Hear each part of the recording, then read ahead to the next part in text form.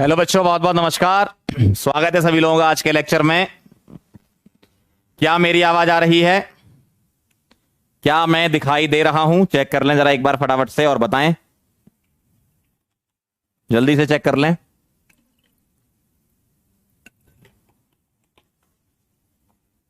करें स्टार्ट। तो बेटा आज का टॉपिक है हमारा कैटालिसिस। ठीक, थ्योरेटिकल टॉपिक है और काफी सारी चीजें आपको इसमें याद रखनी पड़ सकती हैं। यह बहुत ही लेस इंपॉर्टेंट टॉपिक है। सबसे ज्यादा इंपॉर्टेंट एडजॉर्प्शन है, उसके बाद कोलॉइड है, और फिर कैटालिसिस से क्वेश्चन बहुत ही कम चांस है आने के, लेकिन फिर भी सिलेबस में है तो एक बार हम इसको रीड करेंगे। ठीक है, चलो भाई ध्यान से देखना जरा सभी लोग। कैटालिसिस स्टार्ट कर रहे हैं और इसमें मैक्सिमम चीजें अपन लिख कर लाए हैं। ठीक है, क्योंकि थ्योरेटिकल है तो आपके पास प्रॉपर नोट्स हो जाएंगे। आप अभी जो पढ़ रहे हो मेरे साथ क्लास में, तो आप शॉर्ट में लिख लेना, ठीक है अपने, ताकि अपन क्वेश्चन कर पाए बाद में। फिर चलो भाई डेफिनेशन पढ़ लो। कई सारी चीजें अपन काइनेटिक्स में भी कवर कर चुके हैं, एक बार यहां भी फिर से शुरू करते हैं। आ जाओ। कैटलिस्ट क्या होता है देखो जरा। कैटलिस्ट क्या होता है? कैटलिस्ट कह रहे हैं the substance which can change the speed of reaction. यहां पर स्पीड ऑफ रिएक्शन से क्या रिलेशन है? स्पीड ऑफ रिएक्शन का मतलब रेट ऑफ रिएक्शन के बारे में बात कर रहे हैं ना। Without itself undergo any permanent change in mass and composition at the end of the reaction. मतलब कैटलिस्ट ऐसा सब्सटेंस है जो रिएक्शन में टेम्परेरी पार्ट लेता है, एक अल्टरनेट पाथ प्रोवाइड कर देता है रिएक्शन करवाने का। ठीक है, अल्टरनेट पाथ प्रोवाइड कर देता है रिएक्शन के करवाने का, और रिएक्शन हो जाती है तो आपको जिस फॉर्म में कैटलिस्ट था उसी फॉर्म में मिल जाता है। ठीक है, तो यहां स्पीड ऑफ रिएक्शन से क्या मतलब है? स्पीड ऑफ रिएक्शन से यहां मतलब है वेलोसिटी ऑफ द रिएक्शन या रेट ऑफ द रिएक्शन। ठीक, और यहां चेंज से क्या मतलब है? चेंज का मतलब या तो इंक्रीज होगा या डिक्रीज होगा। मतलब रेट ऑफ रिएक्शन या तो इंक्रीज होगी या डिक्रीज होगी। ठीक है, अब positive catalyst rate of reaction को बढ़ा देता है और negative catalyst rate of reaction को कम कर देता है। सिंपल सी बात है ना। जैसे अगर मैं एक रिएक्शन आपको बोलूं, जरा इसको रीड करो क्या लिखा है। अगर KClO3 का डीकंपोजिशन करवाया जाए, ध्यान से देखना बड़ा है ना, KClO3 का डीकंपोजिशन करवाया जाए तो क्या बनता है? KCl plus O2। तो ये जो रिएक्शन है ये होती है हाई टेम्परेचर पर। कहां पर होती है? हाई टेम्परेचर पर। और अगर आप इसमें कैटलिस्ट डाल दो, तो यहां कैटलिस्ट क्या यूज करते हैं, आपको कैटलिस्ट याद करने जितने भी आज के नोट्स में मिलेंगे, है ना, सारे याद करने। तो ये रिएक्शन होने लगती है लो टेम्परेचर पर। इसका मतलब कैटलिस्ट क्या करता होगा? कैटलिस्ट टेम्परेरी पार्ट लेता होगा, KClO3 के साथ रिएक्ट करता होगा, एक अल्टरनेट पाथ प्रोवाइड कर देता होगा जो पहले नहीं मिल रहा था, अब मिलने लगा। पहले KClO3 कोई और पाथ से जा रहा था, अब MnO2 के साथ रिएक्शन करके वो किसी और पाथ से जा रहा है। ठीक है, ऐसा होता है। तो ये हाई टेम्परेचर और ये लो टेम्परेचर पर रिएक्शन है। क्लियर? ये कहानी है। ठीक है, सही ना एकदम। तो दोनों रिएक्शन देख लो आप, पहले हाई टेम्परेचर पे हो रही थी, अब लो टेम्परेचर पे। अब हम बात कर लेते हैं सेकंड टर्म की, पॉजिटिव कैटलिस्ट क्या होता है? Which increases the rate of reaction. कैसे करता होगा? एक्टिवेशन एनर्जी को कम करके। ये का मतलब क्या होता है बेटा? Activation energy. और ये एक्टिवेशन एनर्जी क्या होती है? एक्टिवेशन एनर्जी वो मिनिमम एनर्जी है जो रिएक्टेंट के मॉलिक्यूल को चाहिए कहां तक पहुंचने के लिए? ट्रांजिशन स्टेट तक पहुंचने के लिए। याद करो, केमिकल काइनेटिक्स में पढ़ाया था, है ना। तो एक्टिवेशन एनर्जी क्या चीज होती है? कौन सी एनर्जी है? मिनिमम अमाउंट ऑफ एनर्जी किसी रिएक्टेंट को चाहिए जो कहां पहुंच जाए? एक्टिवेटेड कॉम्प्लेक्स में पहुंच जाए। और अगर एक्टिवेटेड कॉम्प्लेक्स या ट्रांजिशन स्टेट में पहुंच जाता है तो हम बोल देते हैं कि रिएक्शन हो गई, क्योंकि पीक तक ही पहुंचना आपको पहाड़ के, है ना। ठीक है, क्लियर? तो ये कहानी है। जैसे एक रिएक्शन देखो, SO2 प्लस O2 की रिएक्शन होती है, SO3 बनता है। ठीक है, आप P ब्लॉक में ये रिएक्शन पढ़ोगे, SO3 फॉर्मेशन वाली। एक्चुअल में H2SO4 का मैन्युफैक्चरिंग करते हैं, तो यहां पर दो रिएक्शन होती है, लेड चैम्बर और एक होती है कॉन्टेक्ट प्रोसेस। P ब्लॉक में आएगा, उसमें पहले तुम SO3 बनाते हो, फिर उसके बाद H2SO4 की मैन्युफैक्चरिंग करते हो।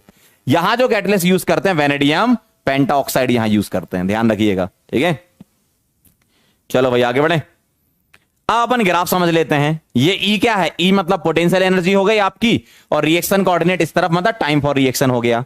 अगर मैं कैटलिस्ट ना डालूं, विदाउट कैटलिस्ट, तो ये वाली बात हो गई। अगर कैटलिस्ट ना डालो तो इस टाइप का रिएक्शन का पाथ जाएगा।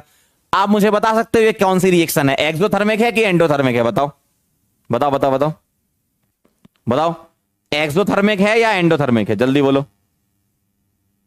ये रिएक्शन बेटा एक्सोथर्मिक है या एंडोथर्मिक है? जल्दी से बता दीजिए। देखो गौर से देखो, एक्सो है कि एंडो है? जल्दी बोलो।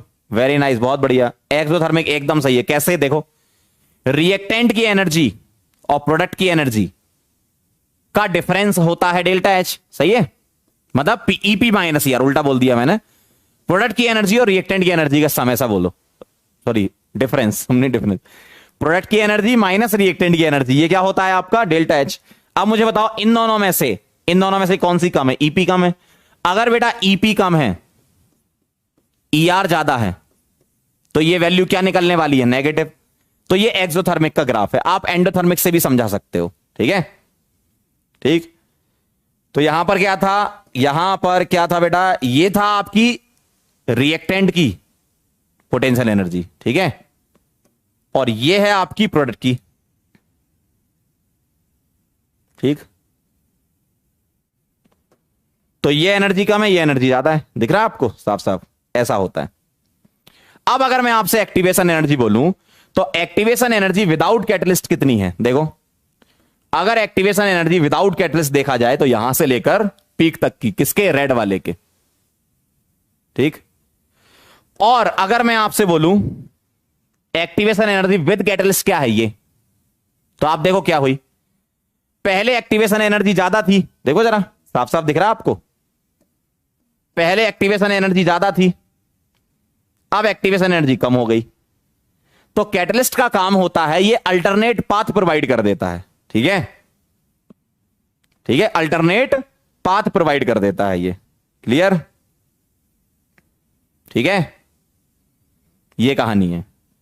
तो पॉजिटिव कैटलिस्ट क्या होते हैं? जो रेट ऑफ रिएक्शन को बढ़ा देते हैं। कैसे बढ़ाते हैं? एक्टिवेशन एनर्जी को कम करके, क्लियर है एकदम?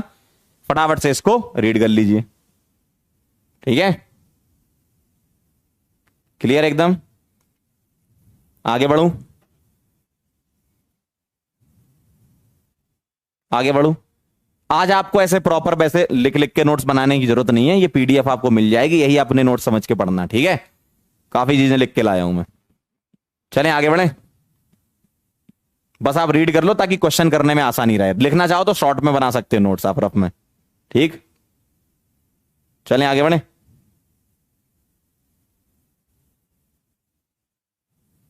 चलो बहुत बढ़िया, वेरी नाइस। तो ये कहानी हो गई किसकी? पॉजिटिव कैटलिस्ट की। अब अपन नेगेटिव समझते हैं, फिर वापस ग्राफ पे आएंगे। नेगेटिव कैटलिस्ट क्या होता है? नेगेटिव कैटलिस्ट को इनहिबिटर्स भी बोलते हैं, ठीक है। क्या होता है ये? Which decreases the rate of reaction. कैसे करते होंगे ये? रेट ऑफ रिएक्शन कैसे कम करते होंगे भैया? एक्टिवेशन एनर्जी को बढ़ाकर, एक्टिवेशन एनर्जी को बढ़ाकर, ऐसा होता है ना। जैसे एक रिएक्शन देखो, H2O2 के डिकम्पोजिशन की रिएक्शन में वाटर और O2 बनता है। यह रिएक्शन हाईली अनकंट्रोल्ड रहती है अगर तुम कैटलिस्ट यूज नहीं करते हो। तो कई रिएक्शन ऐसे, ऐसा नहीं कि ये, कई रिएक्शन ऐसी हैं जिसको कंट्रोल करना आसान नहीं है, तो इसलिए हम उसमें नेगेटिव कैटलिस्ट की रिक्वायरमेंट हमें पड़ती है ताकि हम उसको कंट्रोल कर पाए रिएक्शन को, है ना। तो जैसे इसमें नेगेटिव कैटलिस्ट क्या लेते हैं? H3PO4, phosphoric acid negative catalyst लेते हैं। अच्छा सर, फॉस्फोरिक एसिड के अलावा कोई और ले सकते हैं? यस, ग्लिसरॉल ले सकते हो आप, ग्लिसरॉल ऐसा दिखता है, ठीक है, प्रोपेन 1,2,3 ट्रायोल, या एसिटेनिलाइड ले सकते हो, ऐसा दिखता है बेंजीन पर NHCOCH3, ये भी इसमें नेगेटिव कैटलिस्ट होते हैं। और कोई भी कैटलिस्ट अगर आपसे कोई बोल दे कि बताओ ये वाला कैटलिस्ट कौन सा है, आप तो क्या, कोई भी नहीं बता सकता। क्यों? कैटलिस्ट रिएक्शन स्पेसिफिक होते हैं, आपको पहले से पता होगा कि इस रिएक्शन में ये कैटलिस्ट है, तभी आप बता पाओगे। ऐसा भी होता है कोई कैटलिस्ट किसी रिएक्शन में पॉजिटिव की तरह काम करे तो हो सकता है वही दूसरी रिएक्शन में नेगेटिव की तरह काम कर जाए, वो कोई नहीं बता सकता। तो आपको रिएक्शन के हिसाब से ये चेक किया गया, रिएक्शन में डाल डाल के चेक किया गया कि किससे क्या हो रहा है, और आपको बता दिया गया कि ये कैटलिस्ट ये काम करता है इस रिएक्शन में। ठीक है, ध्यान रखना। ठीक है, कोई नहीं बता सकता भाई, कोई भी नहीं, मैं हूं चाहे कोई भी हो। आप मुझसे पूछो कि ये कैटलिस्ट, अगर मुझे पहले से नहीं पता है तो, जैसे अगर आपने ये नहीं पढ़ा होता, मैं बोलता H3PO4 बताओ, नहीं बता पाते भाई, कोई भी नहीं बता पाता है ना। तो ये जो कैटलिस्ट है ये क्या करता है, ये नेगेटिव कैटलिस्ट की तरह काम करता है। ठीक है, तो ये रिएक्शन स्पेसिफिक होते हैं। क्लियर एकदम? ठीक है, क्लियर? आगे बढ़े। ग्लिसरॉल का फॉर्मूला ये होता है ना, ये प्रोपेन 1,2,3 ट्रायोल, ये जो है ना इसी को ग्लिसरॉल बोलते हैं। ये दिख रहा है, ये कार्बन है भाई, ये ग्लिसरॉल, प्रोपेन 1,2,3 ट्रायोल।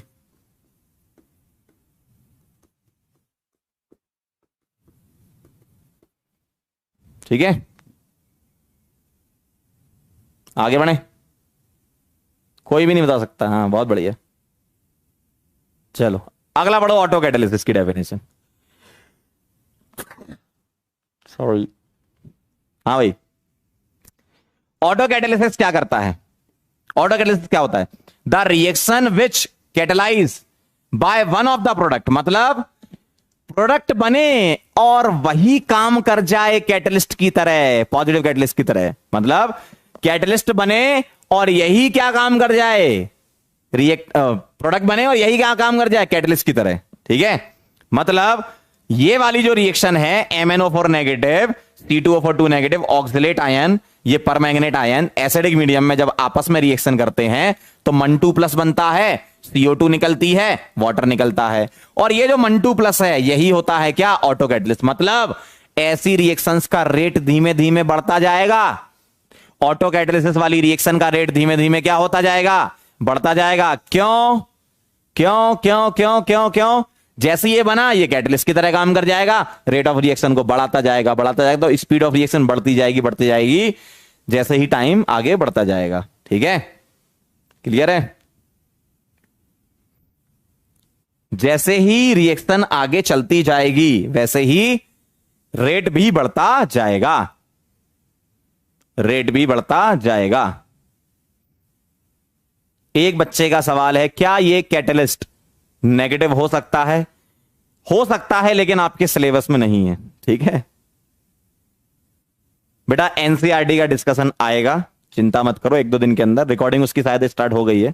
इस बार आपका डिस्कशन एनसीईआरटी का डॉली मैम ले रही है ना।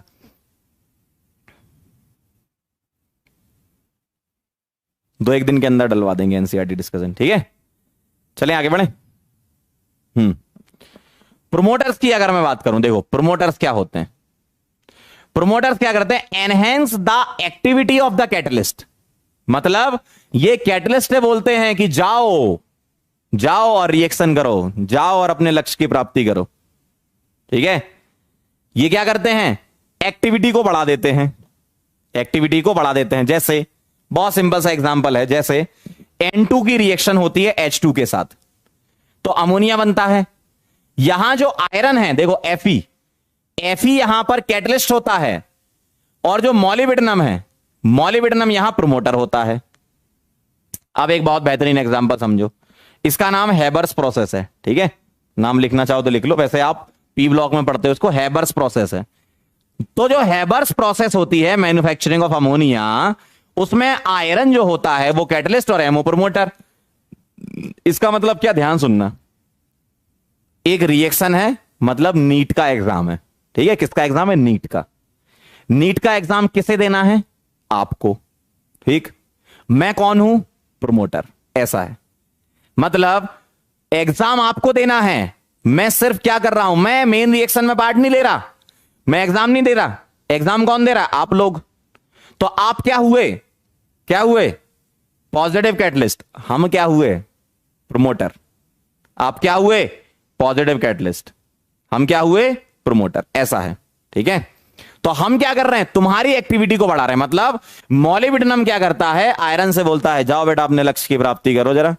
ठीक है, तो एमओ एफई को प्रमोट करता है कि रिएक्शन में आप जाएं। तो कैटलिस्ट के लिए मोटिवेशन का काम कर रहा है। बिल्कुल सही बात कह रहे हो, है ना। तो प्रोमोटर क्या करता है, कैटलिस्ट से बोलता है भाई जाओ रिएक्शन करो, है ना। ठीक है। कब प्रमोटर यूज करना है ये कोई नहीं बता सकता, रिएक्शन लिखी है उसी के अकॉर्डिंग बता सकते हो कि अच्छा इसमें प्रमोटर भी चाहिए, है ना। तो इसका मतलब क्या है, जो थ्योरी है वो याद करनी है ना। ठीक है, आगे बढ़े। ये कह रहा आप हमारा एग्जाम दे दो। बहुत बढ़िया, वेरी गुड, यही बचा है बस काम मेरे जीवन में। प्रोमोटर क्या करेगा, कैटलिस्ट को एक्टिवेट करेगा रिएक्शन में पार्ट लेने के लिए, है ना। ठीक है, चलो भाई, वेरी नाइस, क्लियर है एकदम, बात समझ में आई। चलो आगे बढ़े। क्या हम आगे बढ़ सकते हैं, क्या हम आगे बढ़ सकते हैं बेटा, जल्दी से बोल दो। ठीक है, चलें, बहुत सही। तो ये कहानी हो गई किसकी, प्रमोटर की। तो नेगेटिव कैटलिस्ट समझ गए, ऑटो कैटलिस्ट समझ गए, प्रमोटर समझ गए। ठीक है, वेरी गुड, बहुत बढ़िया। अब देखो जरा पॉइजन। पॉइजन क्या होता है, जहर क्या होता है, देखो, decreases the activity of the catalyst, मतलब ये कैटलिस्ट की एक्टिविटी को कम कर देता है। अच्छा, ये प्रमोटर और कैटलिस्ट एक्चुअल में करते क्या होंगे। प्रोमोटर और कैटलिस्ट ऐसा करते होंगे कि प्रोमोटर क्या करता होगा, कैटलिस्ट की एक्टिव साइट को बढ़ा देता होगा। एक्टिव साइट का यहां क्या मतलब है, रिएक्टेंट मॉलिक्यूल जहां पर कैटलिस्ट से इंटरेक्शन कर रहा है उसको एक्टिव साइट बोलेंगे अपन, है ना। तो प्रोमोटर एक्टिव साइट को बढ़ा देता है। पॉइजन क्या करता है, पॉइजन एक्टिव साइट को कम कर देता है ताकि इंटरेक्शन आसान ना हो पाए, है ना। तो पॉइजन क्या करता है, ये रिएक्शन सबको पता है, ये क्या है, 2 ब्यूटाइन, इससे क्या बनना है, 6 ब्यूटीन। और इस रिएक्शन में बेटा तुम क्या ले रहे हो, H2। देखो H2 तो रिएक्टेंट ही है, ये तो यही है, रिएक्टेंट है, इस पर ही आप इसको चाहो तो यहां भी लिख सकते हो, प्लस H2। यहां कैटलिस्ट क्या है, पैलेडियम, पीडी कैटलिस्ट है। और BSO4 क्या है यहां पर, पॉइजन। पैलेडियम क्या है, कैटलिस्ट, और BSO4 पॉइजन, और इस पूरे को मिला के इसका नाम है लिनलार्स कैटलिस्ट। पीडी प्लस BSO4 का कंप्लीट नाम बोलते हैं अपन क्या, लिनलार्स कैटलिस्ट। तो ये क्या करता है, BSO4, BSO4 पैलेडियम की एक्टिविटी को कम कर देता है। ठीक है, BSO4 पैलेडियम की एक्टिविटी को कम कर देता है। ठीक है, तो क्या होता है इससे, अल्कीन पर रिएक्शन रुक जाती है, अल्केन नहीं बन पाता। अगर तुम इसमें BSO4 नहीं लेते तो अल्केन बना देते, ये फर्दर रिएक्शन कर लेता, अल्केन बन जाता। ठीक है, ठीक है, क्लियर, क्लियर है। ठीक है, ये कहानी है, 11th में पढ़ा था, वेरी गुड, बहुत बढ़िया। आगे बढ़े। क्विनोलिन भी मिलाते हैं इसमें, very good, little amount of quinoline भी मिलाते हैं, वेरी नाइस। अगर क्विनोलिन लेते हो तो CaCO3 तुम ले सकते हो यहां पर, है ना, calcium carbonate. Clear,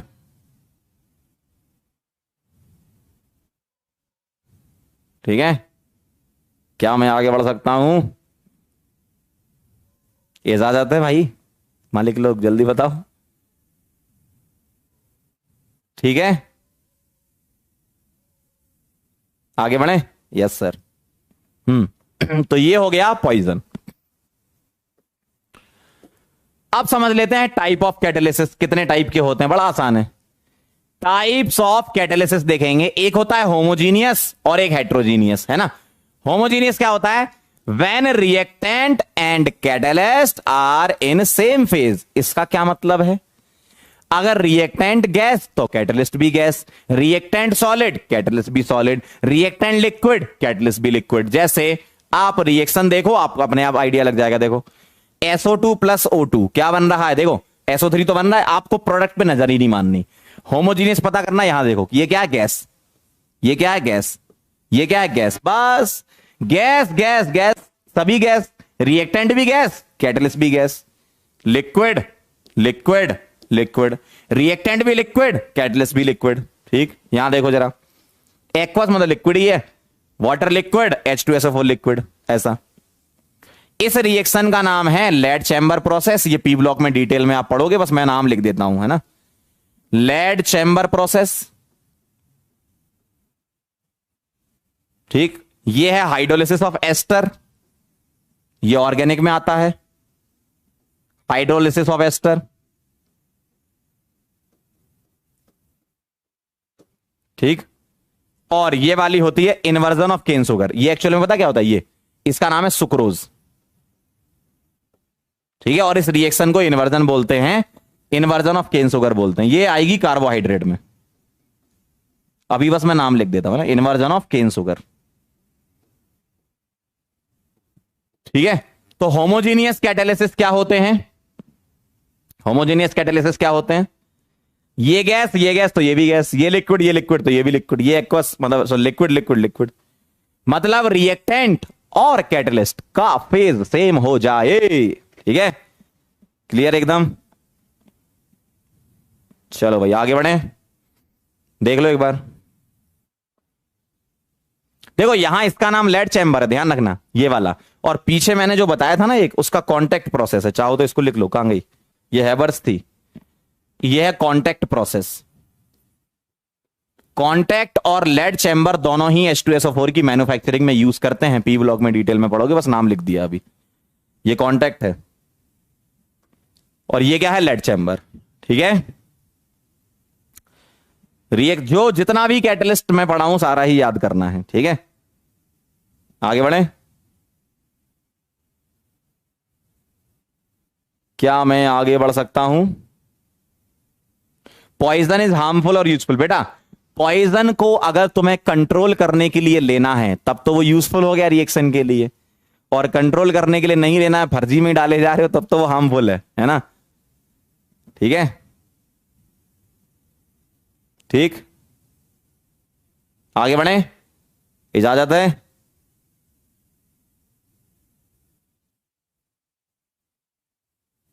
very good, बहुत बढ़िया।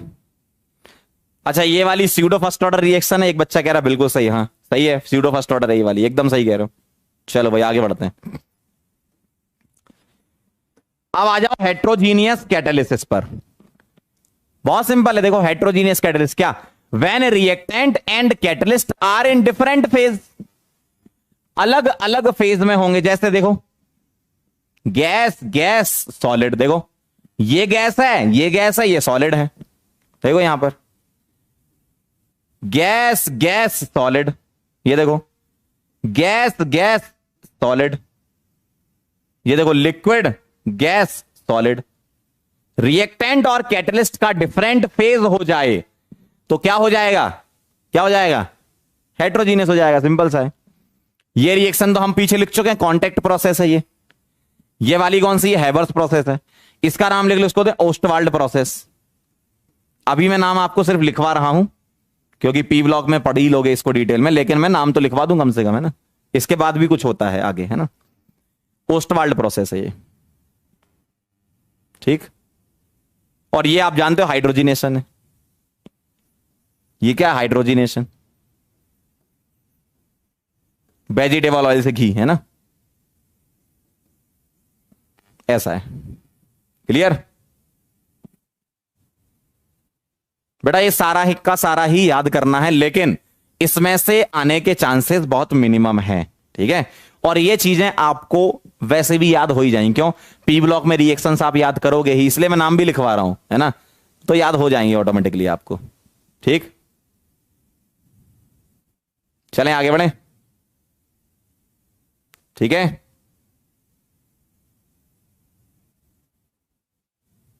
आगे बढ़े, 10th में था ये वाला, वेरी नाइस, बहुत बढ़िया।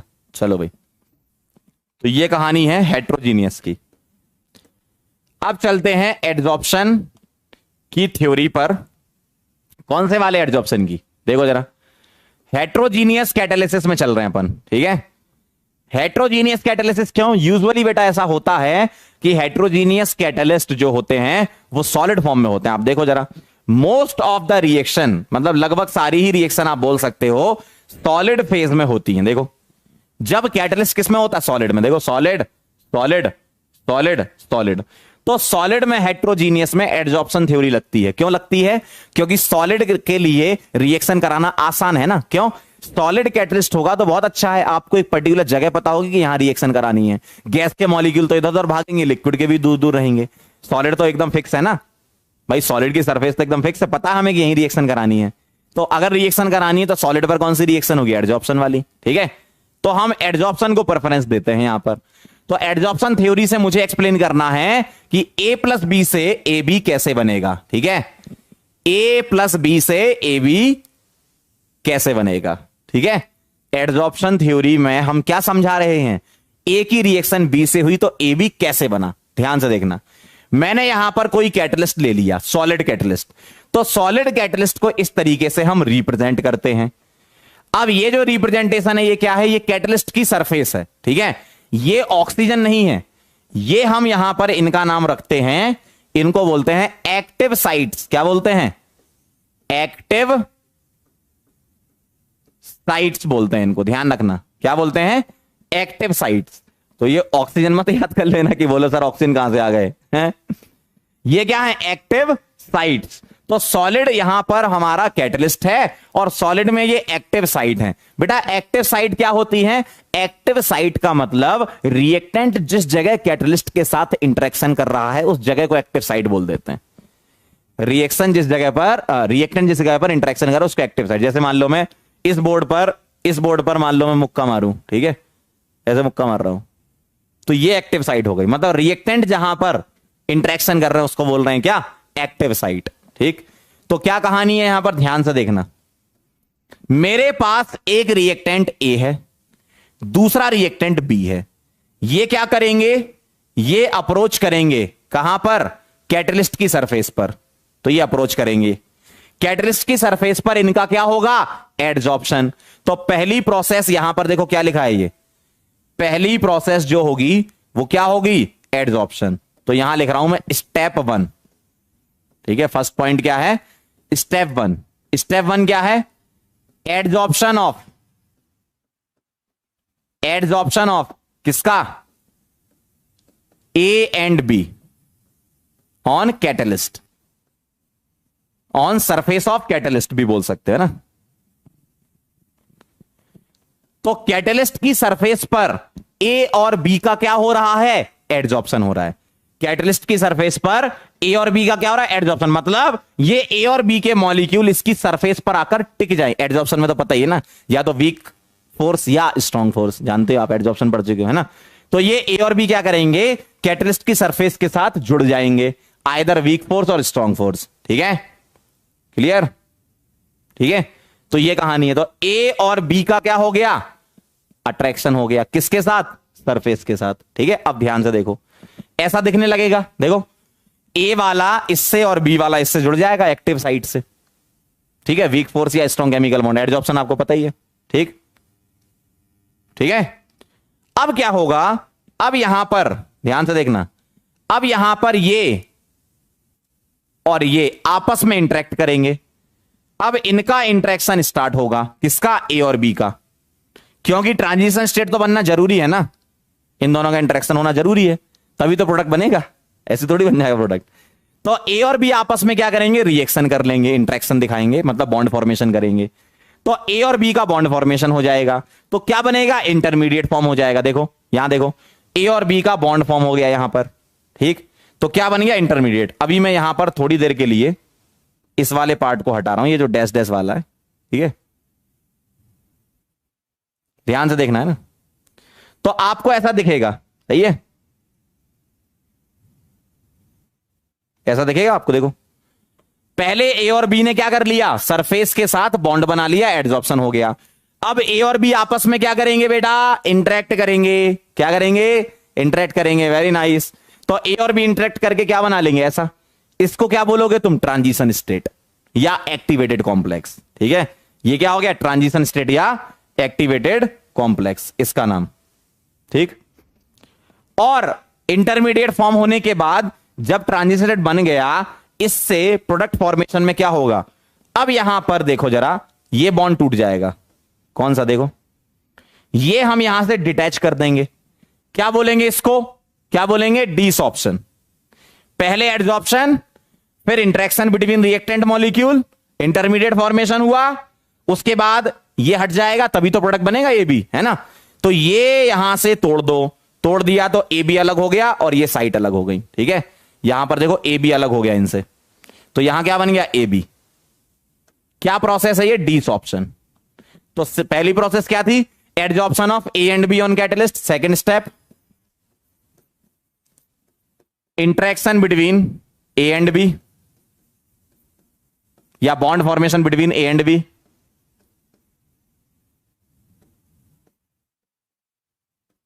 बहुत आसान है, बस एक बार रीड भी कर लोगे ना तो समझ जाओगे।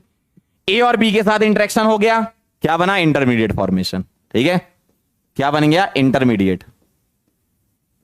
इंटरमीडिएट या इसको ट्रांजिशन स्टेट बोल सकते हैं अपन, ठीक है, या एक्टिवेटेड कॉम्प्लेक्स।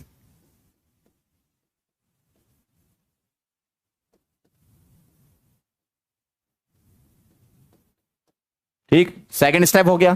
थर्ड स्टेप में क्या था, इसको तुम्हें निकालना है, क्या है ये, डीसॉर्प्शन। थर्ड स्टेप क्या है, थर्ड स्टेप है desorption, desorption of A and B from the surface of catalyst, ठीक है,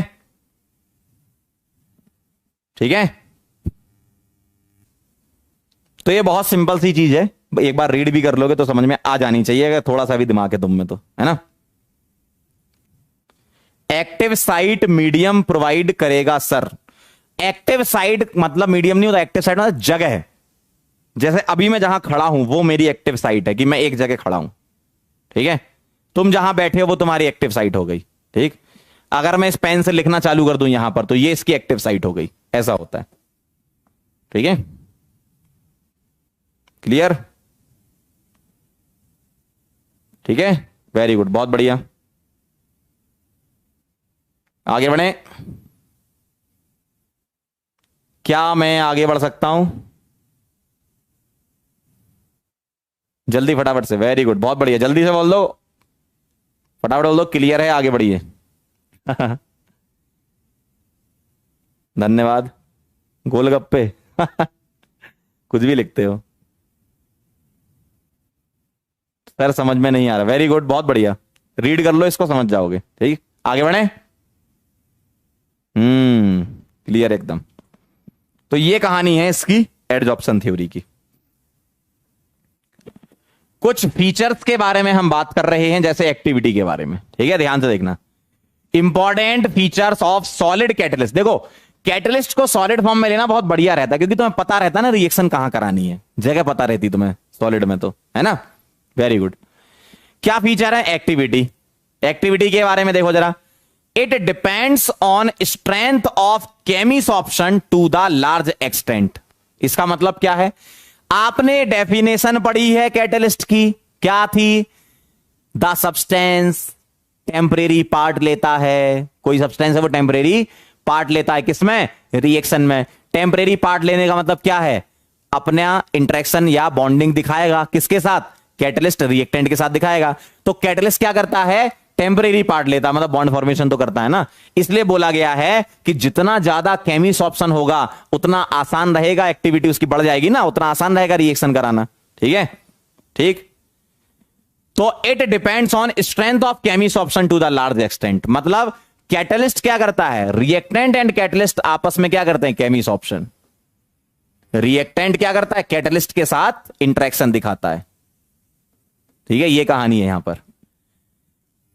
तो कौन से ऐसे कैटलिस्ट होते हैं, कौन से ऐसे कैटलिस्ट होते हैं जो रिएक्टेंट मॉलिक्यूल के साथ अच्छे से इंटरेक्ट कर लेते हैं, वो होते हैं ग्रुप नंबर 5 से लेकर 11 तक। ग्रुप नंबर 5 कौन सा होता है, याद करो, कौन सा होता था, के सी ए यहां होता था, NaMg यहां होता था, या स्कैंडियम होता था, टाइटेनियम होता था, वेनेडियम, क्रोमियम, सही है ना। पीरियड टेबल याद है ना, first group, second group, third group, fourth, fifth group. Vanadium से Mn की बात क्या था, FeCONi, कॉपर Zn, इस तरीके से होता था ना। तो 5, 6, 7, 8, 9, 10, 11 और 12, ठीक। तो कैटलिस्ट अच्छे वाले कौन से होते हैं? 5 से लेकर 11 तक वाले, ये एक्टिव साइट प्रोवाइड अच्छे से कराते हैं। और उनमें से भी गुड कैटलिस्ट कौन से होंगे? उनमें से भी गुड कौन से होंगे? ग्रुप 7, 8, 9 वाले, ये वाले ज्यादा अच्छे हैं। ठीक है, ध्यान रखना, क्योंकि ये भाई डी ऑर्बिटल तो है ना इनमें, डी ऑर्बिटल की वजह से डी ब्लॉक के एलिमेंट्स अच्छे कैटलिस्ट होते हैं, क्योंकि एक्टिव साइट्स प्रोवाइड करा देते हैं वो। ठीक है, तो ध्यान रखिएगा, 5 से लेकर 11 तक एक्सटेंट बढ़ता है और 7, 8, 9 वाले अच्छे होते हैं। ठीक है, इंटरेक्शन आसानी से करते हैं। ठीक, तो ये कहानी है कि जितना ज्यादा केमिसॉप्शन और इन वाले ग्रुप्स का केमिसॉप्शन अच्छा होता, उनमें से भी देखो तो इनका और अच्छा है। ठीक है, 7, 8, 9 वालों का। चलो भाई, ये हो गया एक्टिविटी के बारे में। ठीक, अगला टॉपिक है सिलेक्टिविटी ऑफ द कैटलिस्ट। ध्यान से सुनना जरा, selectivity of the catalyst, it is the ability of the catalyst to direct a particular reaction to yield particular product. क्या मतलब है इस लाइन का? क्या मतलब है इस लाइन का? ध्यान से सुनना, कैटलिस्ट की एबिलिटी है कि वो किसी पर्टिकुलर डायरेक्शन में रिएक्शन को ले जाएं या कोई पर्टिकुलर प्रोडक्ट बनाएं। जैसे ध्यान से देखना, मेरे पास सेम रिएक्टेंट है, ए प्लस बी, ए प्लस बी, ए प्लस बी, सेम रिएक्टेंट हैं, और मैं कैटलिस्ट को बदल दूं। यहां मैंने लिया कैटलिस्ट नंबर 1, यहां लिया कैटलिस्ट 2, यहां लिया कैटलिस्ट 3, तो यहां से बना, यहां बने प्रोडक्ट। ठीक है, तो प्रोडक्ट में यहां कुछ अलग अलग ऐसे लिख देता हूं। मान लो यहां सी बना, यहां डी बनेगा, यहां ई बनेगा। मतलब ध्यान से देखो जरा, कैटलिस्ट को बदलने पर क्या चेंज हो गए? प्रोडक्ट डिफरेंट आए। तो यहां देखो, रिएक्टेंट सेम है, देखना जरा, रिएक्टेंट सेम है, कैटलिस्ट बदल दिया, प्रोडक्ट डिफरेंट बन रहे हैं। इसी को बोलते हैं सिलेक्टिविटी। इसी का नाम है सिलेक्टिविटी। तो सिलेक्टिविटी का क्या मतलब है? सेम रिएक्टेंट रख के कैटलिस्ट को बदल दो, प्रोडक्ट बदल जाएगा। देखो जरा, अब रिएक्शन से समझ लो। यहां आप देखो, सभी जगह सेम रिएक्टेंट है, देखो सेम रिएक्टेंट है ये, देखो कैटलिस्ट बदला, देखो जरा, यहां कॉपर लिया, यहां कॉपर के साथ ZnO प्लस Cr2O3 ले लिया और यहां निखिल डाल दिया। तो आप देखो जरा, यहां क्या बना? फॉर्मेल्डिहाइड, यहां क्या बना? मीथेनॉल, यहां क्या बना? मीथेन और वाटर। इसको बोलते हैं सिलेक्टिविटी, इसको बोलते हैं सिलेक्टिविटी। समझ रहे हो सिलेक्टिविटी मतलब क्या? कैटलिस्ट बदल दो यार, प्रोडक्ट बदल जाएंगे। सेम रिएक्टेंट रखना, कैटलिस्ट बदला, प्रोडक्ट बदल गए। ठीक, क्लियर? चलो भाई, बहुत बढ़िया, very nice, very nice, very nice. ठीक, आगे बढ़े क्या?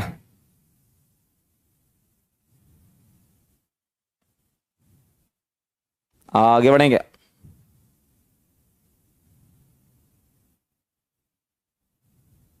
आगे बढ़े क्या? चलें आगे बढ़े। एक कह रहा है teacher same, student different, product different. बिल्कुल सही, ये काफी अच्छा एग्जाम्पल बता दिया तुमने। क्या नाम है तुम्हारा? बहुत बढ़िया। हम सेम है, तुम डिफरेंट हो, सभी किसी का सिलेक्शन हो रहा है, किसी का नहीं हो रहा है ना? चलें आगे बढ़े, बहुत बढ़िया एग्जाम्पल दिया। Yes sir. तो ये हो गई सिलेक्टिविटी ऑफ द कैटलिस्ट। आगे बढ़ते हैं, अगला है शेप सिलेक्टिव कैटालिसिस, इसको बोलते हैं SSC। ठीक है, शेप सिलेक्टिव कैटलिस्ट क्या होता है ये? The catalysis which depends upon pore structure, मतलब कैटलिस्ट के स्ट्रक्चर पे डिपेंड करेगा ना, pore structure of catalyst and size of reactant and product molecules. मतलब कैटलिस्ट के स्ट्रक्चर पर भी डिपेंड करे और रिएक्टेंट और प्रोडक्ट मॉलिक्यूल के साइज पे भी डिपेंड करे, ऐसे कैटलिस्ट को बेटा क्या बोलते हैं? एसएससी। अब ये क्या होता है, कैसे समझेंगे? आपने कभी मधुमक्खी का छत्ता देखा है, हनीकॉम्ब देखा है? उसी जैसा एक स्ट्रक्चर होता है जियोलाइट का, तो वो मैं आपको समझाऊंगा। पहले आप ये लाइन रीड कर लो, ठीक है? फिर मैं बढ़ता हूं आगे, जियोलाइट का स्ट्रक्चर समझाता हूं, वो एसएससी होता है, ठीक है?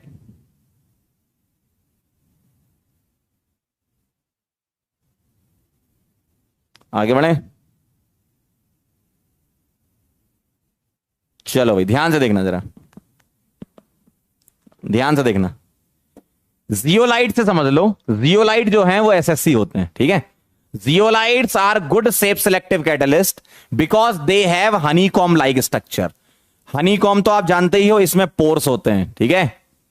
हनीकॉम में क्या होते हैं? पोर, देखा ही होगा आपने सभी लोगों ने, ठीक है? तो जो स्ट्रक्चर, पोर स्ट्रक्चर पे डिपेंड करते हैं कैटलिस्ट के, और रिएक्टेंट और प्रोडक्ट मॉलिक्यूल के साइज पे डिपेंड करते हैं। ध्यान से देखना जरा। अगर मैं यहां पर आपको जियोलाइट बना के बताऊं, तो एक काम करता हूं, मैं इससे थोड़ा पहले चलता हूं, थोड़ा सा पहले चलता हूं इससे। मैं SiO2 को देखा है आप लोगों ने? SiO2 क्या होता है बताओ जरा। एक्चुअल में SiO2 होता है SiO2 होल N, सिलिका जो होता है होल N। पॉलीमरिक स्ट्रक्चर होता है इसका, कैसा? ऐसा जैसा बना रखा है, पॉलीमरिक स्ट्रक्चर, ठीक? तो इस टाइप से SiO-Si लिंकेज, ठीक है? यहां भी O होगा, यहां भी इस तरीके से बढ़ता जाएगा आगे, ठीक है? तो मैंने थोड़ा सा ही बनाया है, इस तरीके से बढ़ता जाएगा आगे, है ना? SiO-Si लिंकेज होते हैं इसमें, है ना? ध्यान से देखना जरा।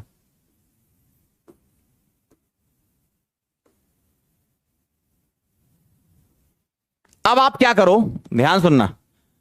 SiO2 का जो स्ट्रक्चर है, उसी स्ट्रक्चर में कुछ कुछ जगह पर सिलिकॉन को निकाल दो, ठीक है?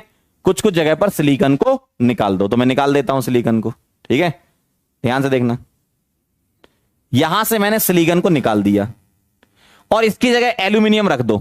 देखो, सिलिकॉन को हटाया, एल्यूमिनियम रख दिया। अब एल्यूमिनियम तो 3 बॉन्ड बनाता है, तब न्यूट्रल होता है, लेकिन 4 बनाएगा तो नेगेटिव चार्ज आएगा उसके पास, है ना? तो एल्यूमिनियम के पास नेगेटिव चार्ज आ गया।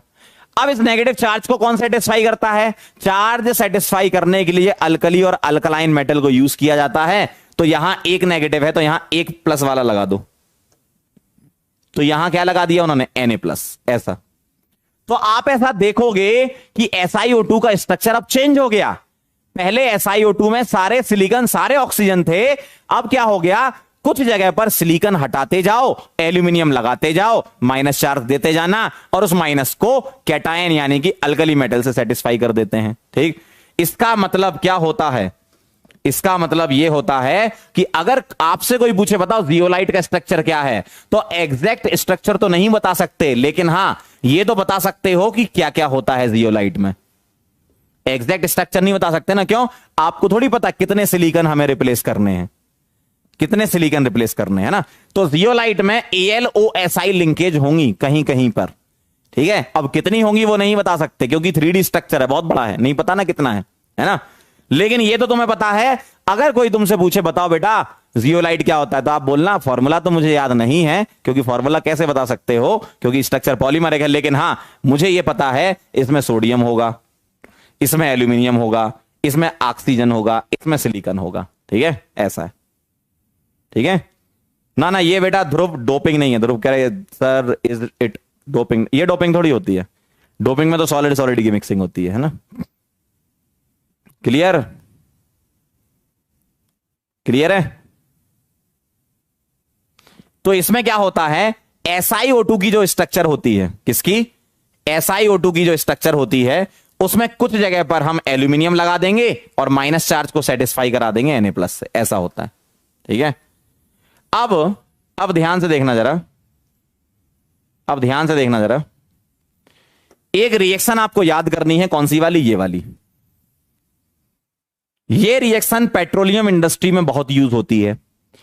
एल्कोहल को कन्वर्ट कर देते हैं, एल्कोहल को गैसोलीन में कन्वर्ट कर सकते हो, यहां ई आएगा। एल्कोहल को गैसोलीन में कन्वर्ट कर सकते हो। गैसोलीन का पेट्रोलियम इंडस्ट्री में बहुत यूज होता है, ठीक है? कैसे कन्वर्ट होता है? एक कैटलिस्ट तुम्हें याद रखना पड़ेगा, ZSM5। ठीक है, अलग अलग कंपनियां अलग अलग जियोलाइट बना के दे देती हैं। जियोलाइट में ZSM1 होता है, 3 होता है, 2 होता है, 4 होता है, 5 होता है, 6 होता है, ऐसे करके बहुत सारे जियोलाइट होते हैं। लेकिन उसकी कौन सा वाला तुम्हें चाहिए जियोलाइट? ZSM5। ZSM का फुल फॉर्म क्या होता है? जो कंपनी इसको बनाती है उसी के नाम पर है, और इसका नाम है जियोलाइट सोकोनी मोबिल। ठीक है, जियोलाइट सोकोनी मोबिल, ZSM5 कहते हैं। ठीक है, ZSM5 कहते हैं। SSC का मतलब सेफ सिलेक्टिव कैटलिस्ट होता है। ठीक, जियोलाइट सोकोनी मोबिल इसका नाम है। जियोलाइट में क्या होता है तो बता देना, ये होता है। क्या काम करता है तो एक तुम्हें ध्यान रखना अपने सिलेबस वाला, ZSM5 अल्कोहल से गैसोलीन बनाता है। जियोलाइट के स्ट्रक्चर कैसे होते हैं? हनीकॉम लाइक स्ट्रक्चर होते हैं, ध्यान रखना। कैसे बनते हैं वो? इस तरीके से बनते हैं। ठीक, आगे बढ़े। गैसोलीन होता है बेटा पेट्रोलियम में, जैसे डीजल पेट्रोल होते हैं ना, उनके बनाने के लिए हम गैसोलीन बनाकर उससे कन्वर्जन करते हैं। आगे बढ़े। चलो भाई, बहुत बढ़िया, वेरी नाइस, वेरी नाइस। अगला है एंजाइम कैटलिस्ट, लास्ट टॉपिक इस वाले पार्ट का। एंजाइम कैटालिसिस क्या होता है बेटा? बायो वाले हो तो आपको कुछ जानकारी होगी पहले से, है ना। एंजाइम्स क्या होते हैं? पढ़ लो जरा मेरे साथ। Enzymes are the compound of higher molecular mass proteins. Proteins क्या होते हैं बेटा? प्रोटीन्स होते हैं पॉलीमर्स। क्या है ये? पॉलीमर्स। किसके? Polymers of alpha amino acid. Alpha amino acid को मिलाते जाओ तो प्रोटीन मिल जाएगा। तो अल्फा अमीनो एसिड मोनोमर है और उसका बहुत बड़ा स्ट्रक्चर पॉलीमर क्या होता है? प्रोटीन होता है। अमीनो एसिड क्या होते हैं? अमीनो एसिड में 2 ग्रुप कॉमन होते हैं, COOH जिसको बोलते हैं कार्बोक्सिलिक एसिड, और एक NH2 जिसको बोलते हैं अमीन। कार्बोक्सिलिक एसिड से एसिड उठाया गया, अमीन से अमीनो उठाया गया, तो अमीनो एसिड इसका नाम है। ठीक है, क्लियर। तो अमीनो एसिड में क्या होता है? अल्फा अमीनो एसिड एक्चुअल में कैसे दिखते हैं? देखो, RCH COOH। इसके रेस्पेक्ट में देखना जरा, इसके रेस्पेक्ट में ये अल्फा है, यहां पर क्या लगा दूं मैं? NH2। तो अल्फा अमीनो एसिड। अब यहां R में अलग अलग ग्रुप्स होते हैं। ठीक है, R में अलग अलग ग्रुप्स हो सकते हैं, उसके हिसाब से अलग अलग अमीनो एसिड होते हैं। ये आपका आएगा अमीनो एसिड करके एक चैप्टर है पूरा, बायोमोलिक्यूल, उसमें कार्बोहाइड्रेट अमीनो एसिड डिटेल में हम वहां पढ़ेंगे। ठीक है, चलो भाई वापस आओ सर्फेस केमिस्ट्री में। Enzymes are the compound of higher molecular mass proteins produced by living plants and animals. इसी से ही मिलते हैं, बिल्कुल सही है। And catalyse various reaction in the body. Body में बहुत सारी रिएक्शन को कैटलाइज करने का काम कौन करता है बेटा? एंजाइम करता है। ठीक है, द प्रोसेस इज कॉल्ड, इस प्रोसेस का नाम क्या है? Enzyme catalysis, and also termed as biochemical catalysis. तो एंजाइम कैटालिसिस का एक और नाम है, क्या नाम है? Biochemical catalysis. ठीक है, तो बहुत सिंपल है। प्रोटीन होते हैं ये, कैसे बनते हैं प्रोटीन? अल्फा अमीनो एसिड के पॉलीमराइजेशन से बनते हैं। ठीक है, पॉलीमर उसका होता है protein, alpha amino acid monomer होता है। क्या करते हैं? बहुत सारी रिएक्शन को बॉडी में करते हैं ये। ठीक है, अब देखो जरा, ये आपको याद रखनी है। कौन कौन से? सुक्रोज से ग्लूकोज प्लस फ्रक्टोज। इस रिएक्शन का नाम इन्वर्जन ऑफ केन शुगर है। यहां पर कौन सा हम एंजाइम यूज करते हैं? इन्वर्टेज। कौन सा लेते हैं? इन्वर्टेज। ये आपको याद करने पड़ेंगे, है ना, याद हो ही जाते हैं आप बायो की वैसे भी। स्टार्च से माल्टेज, नहीं माल्टोज है यहां पर, स्टार्च से माल्टोज बनाना है, स्टार्च से माल्टोज, तो क्या लेना है आपको? डायस्टेज। ठीक है, स्टार्च से माल्टोज बनाना है तो डायस्टेज, माल्टोज से ग्लूकोज बनाना है तो माल्टेज। ठीक है, ग्लूकोज से इथाइल अल्कोहल बनाना है तो जाइमेज, यूरिया से अमोनिया बनाना है तो यूरेज। ठीक है, ये आपको ध्यान रखने पड़ेंगे। ठीक, मिल्क से कर्ड लैक्टोबैसिलस। स्टमक में अगर आपको प्रोटीन से पेप्टाइड बनाना है तो पेप्सिन। इंटेस्टाइन में अगर आपको प्रोटीन से बनाना है तो पैनक्रिएटिक ट्रिप्सिन, अमीनो एसिड बनाना है तो। ठीक है,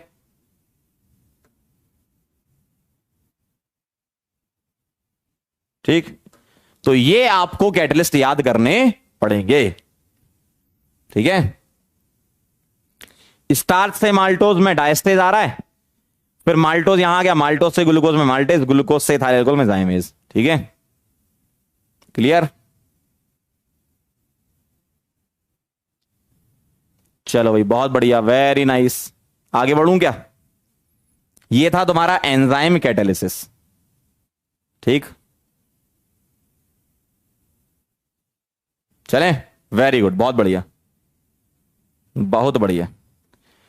अब एंजाइम कैटालिस्ट की कुछ कैरेक्टरिस्टिक पढ़ लो। क्या क्या है कैरेक्टरिस्टिक? क्या क्या है? हाईली एफिशिएंट है, मतलब इसका मतलब क्या? हाईली एफिशिएंट का मतलब एक एंजाइम का मॉलिक्यूल लाखों करोड़ों रिएक्शन करा सकता है। हाईली एफिशिएंट का ये मतलब है एक एंजाइम का मॉलिक्यूल लाखों करोड़ों रिएक्शन करवा सकता है, इसलिए हाईली एफिशिएंट है। हाईली स्पेसिफिक, हाईली स्पेसिफिक का क्या मतलब है? किसी पर्टिकुलर रिएक्शन के लिए पर्टिकुलर एंजाइम ही होता है। देखो कितनी सारी रिएक्शन पीछे पड़ी, हर एक रिएक्शन के लिए अलग अलग एंजाइम है, ठीक है, इसलिए ये क्या होता है? हाईली स्पेसिफिक होता है।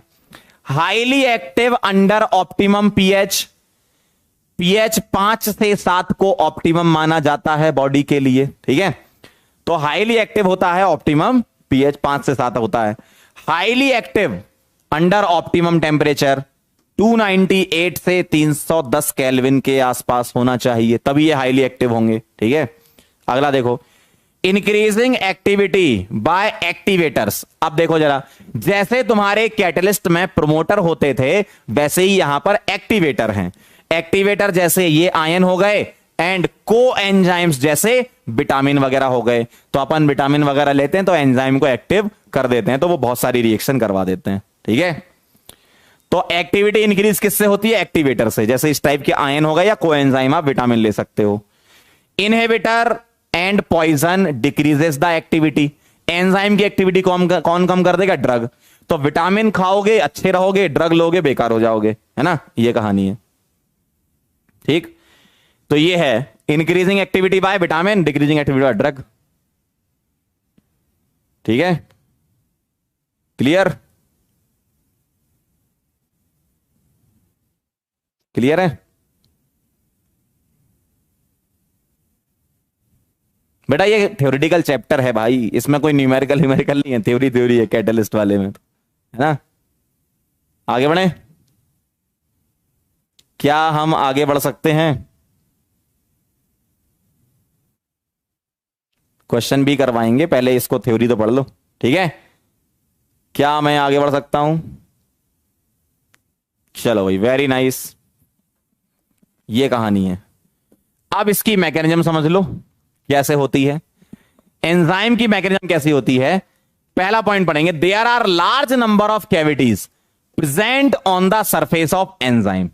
तो एंजाइम की जो सरफेस है वहां पर बहुत सारी कैविटीज होती हैं, ठीक है, बहुत सारी कैविटीज होती हैं। These cavities have characteristic shape and possesses active functional groups like NH2, COH, SH, OH, etc. मतलब एंजाइम की सरफेस पर कैविटी, कैविटी में फंक्शनल ग्रुप, सरफेस पर कैविटी, कैविटी में फंक्शनल ग्रुप, ठीक है। सरफेस पर कैविटी, कैविटी में functional group. The reactant molecules have complementary shape and can fit into those cavities. देखो जरा, जस्ट लाइक लॉक एंड की, इसीलिए इसको लॉक एंड की मॉडल भी बोलते हैं। कैसे? एंजाइम की जो कैविटी है उस कैविटी का कॉम्प्लीमेंट्री शेप किसमें होता है? रिएक्टेंट में, तो वो उस कैविटी में फिट हो जाती है, जैसे लॉक के अंदर की फिट हो जाती है, ताले के अंदर चाबी को फिट कर देते हो, वैसे ताला हो गया एंजाइम और चाबी हो गई आपकी क्या? रिएक्टेंट मॉलिक्यूल, ठीक है। क्लियर? पढ़ो जरा, रीड करो। तो बहुत सारी जो कैविटीज हैं उसके अंदर फंक्शनल ग्रुप हैं, और उन फंक्शनल ग्रुप में क्या होता है? कैविटीज में क्या होता है? फंक्शनल ग्रुप, और उन फंक्शनल ग्रुप के अंदर चले जाते हैं क्या? रिएक्टेंट के मॉलिक्यूल। ऐसे देखो जरा, जैसे समझ लो, ये हो गया एंजाइम की सरफेस, ये कैविटी है, ठीक है, ये क्या हो गई? कैविटी।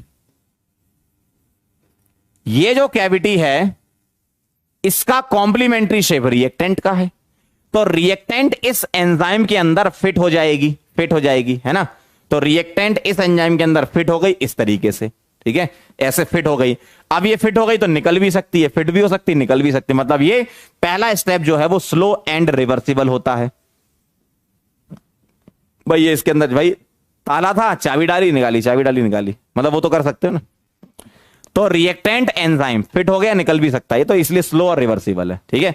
लेकिन प्रोडक्ट फॉर्मेशन के लिए क्या होगा, जैसे ही फिट हुआ रिएक्टेंट मॉलिक्यूल डिकम्पोज होगा तो क्या बना देगा प्रोडक्ट। मैंने कंसीडर कर लिया दो प्रोडक्ट बन रहे हैं, एक बन रहा है P1 और एक बन रहा है P2। तो ये सेकंड स्टेप क्या है, फास्ट एंड इरिवर्सिबल, ठीक है, ऐसा होता है। तो रिएक्टेंट को R से रिप्रेजेंट किया है, एंजाइम को E से, ठीक है। यहां पर रिएक्शन बना दूं मैं जरा,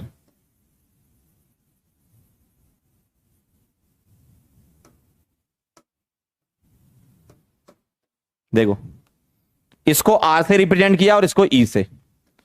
तो रिएक्टेंट एंजाइम के साथ रिएक्शन करके क्या बना रहा है, RE कॉम्प्लेक्स। तो वो कौन सा है ये, इसको बोल रहे हैं अपन क्या, RE complex, reactant enzyme complex, ठीक है। तो रिएक्टेंट फिट हो गया एंजाइम में, RE कॉम्प्लेक्स बना लिया, और ये कॉम्प्लेक्स का डिकम्पोजिशन होगा तो रिएक्टेंट प्रोडक्ट में कन्वर्ट हो गया, एंजाइम को वापस दे देगा, ठीक है। तो ये कहानी है, एंजाइम रिएक्टेंट आया, रिएक्टेंट डिकम्पोज हुआ, प्रोडक्ट बनाया, एंजाइम मिल गया वापस, है ना, ऐसा होता है, ठीक। चलें आगे बढ़े।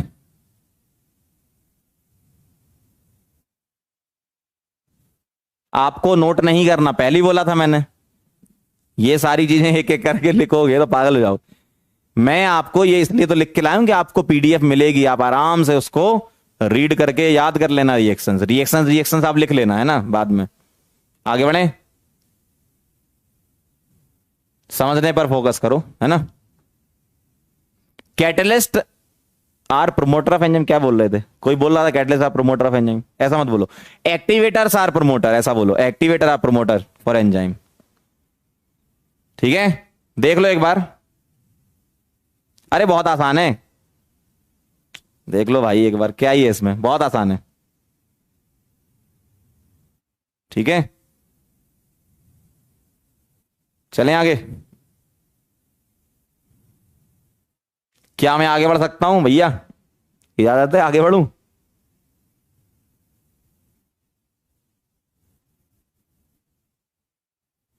चलो वेरी नाइस, ये कहानी है इसकी। तो ये हो गया, कहानी खत्म। अब चलते हैं कुछ सवालों पर। पहला सवाल आप ये कर दीजिए जरा फटाफट से। क्वेश्चन नंबर 1 आपके सामने आपकी स्क्रीन पर, बताएं क्या लग रहा है, क्या लग रहा है आंसर बोलो। अब जरा कुछ प्रैक्टिस कर लो। देखो कैटलिस्ट वाले पोर्शन से क्वेश्चन आने के चांसेस ना के बराबर हैं, लेकिन सिलेबस में इसलिए मैंने पढ़ा दिया आपको, है ना। थैंक यू बोलना चाहिए तुमको मुझे। चलो फटाफट से आंसर कर दो। The catalyst use in the hydrogenation of oils, बताओ। वेजिटेबल ऑयल से वनस्पति घी, आंसर बदलापुर निखिल, ठीक है। एक बार बस ये चैप्टर का ये वाला पोर्शन एक बार रीड कर लें तो अच्छा लगेगा। चलो अगला, अ कैटालिटिक पॉइजन, बताओ जरा। अ कैटालिटिक पॉइजन कहां गया,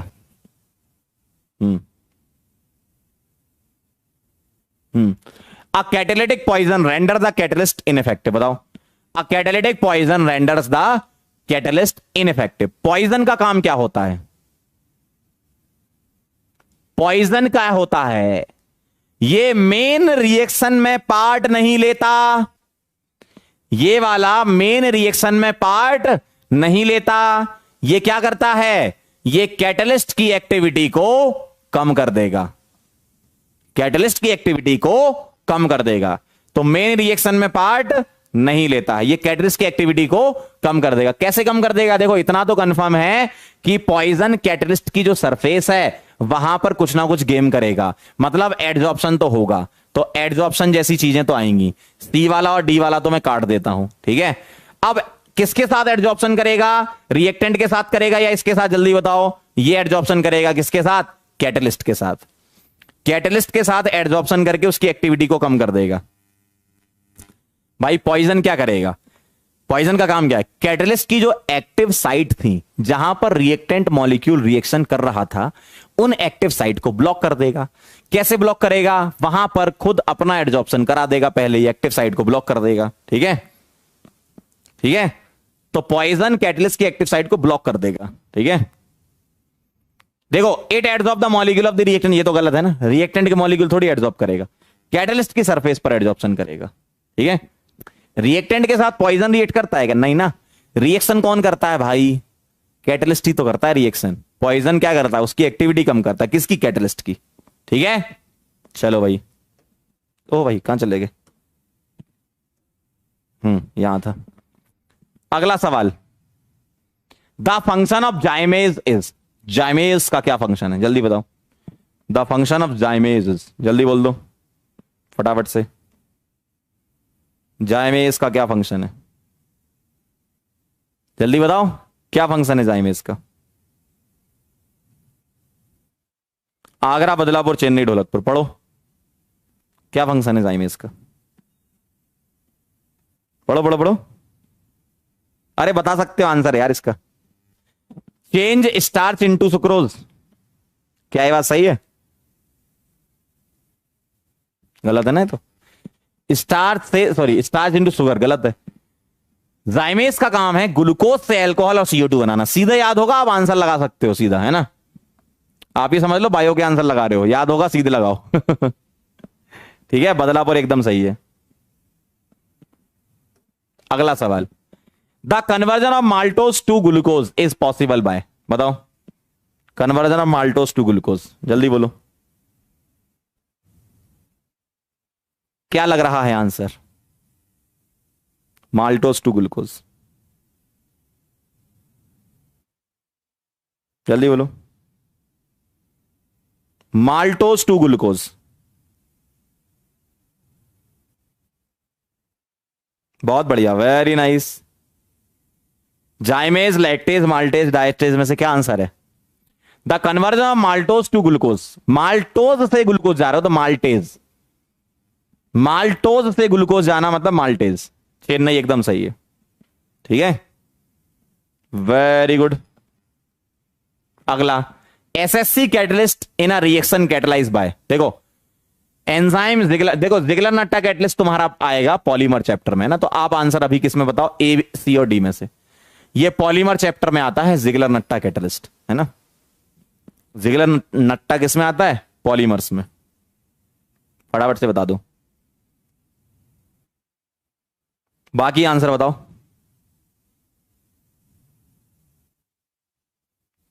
एंजाइम जियोलाइट और प्लेटिनम में से बताओ। जिगलर नट्टा पॉलीमर चैप्टर में आएगा, है ना। SSC कैटलाइज बाय, बोलो क्या आंसर है? अरे देख के लगा दोगे यार। Chennai zeolites, very good. अगला सवाल, the process which is catalyse by one of the product is called. पढ़ो, the process which is catalyse by one of the product. क्या आना चाहिए आंसर? बताओ, मैं देख रहा हूं आपके आंसर। क्या बात है, सबके ही सही आ रहे हैं, very good. The process which is catalyse by one of the product is called, जल्दी बोल दो। आगरा, बदलापुर, चेन्नई, ढोलकपुर में से क्या नाम है उसका? क्या नाम है?